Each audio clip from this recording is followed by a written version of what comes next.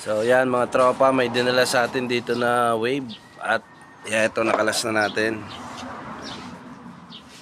Ang problema nito ay ito, axle ng transmission gear, yung pinagkakabitan ng sprocket. Ayan, naubos na yung thread nya. So kaya pag kumakambyo, ito lang shafting yung umiikot galing sa transmission. So ito lang yung papalitan natin dito mga tropa.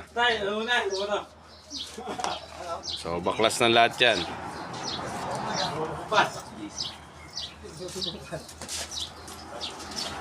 So yun lang mga tropa, share ko lang tong naging sira nitong wave natin. Ayan.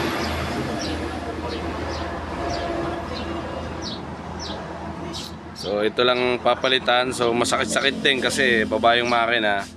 Diretsong refresh na rin to mga tropa. Palitan na natin yung mga seal nya at saka yung mga bearing.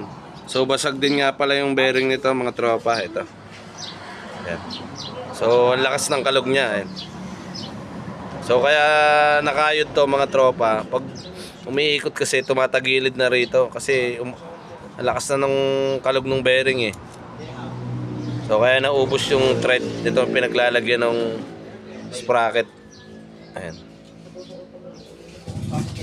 So doon lang mga tropa, update ko kayo pag nabuo na natin to.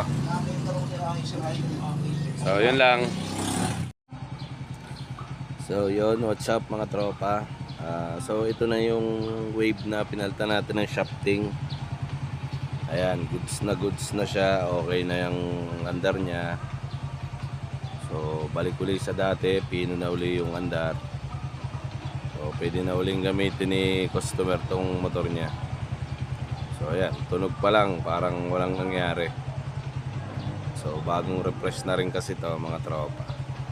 So doon sa mga naka semi-matic or manual na motor, check nyo rin mga tropa yung sprocket nyo or yung bearing ng sprocket.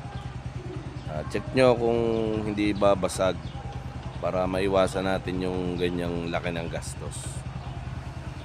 So mache-check nyo naman yan, tanggalin nyo lang yung cover nung sa unahan ng sprocket.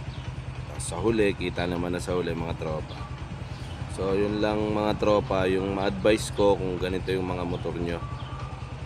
So yan, napakaganda na ng andar nito mga tropa.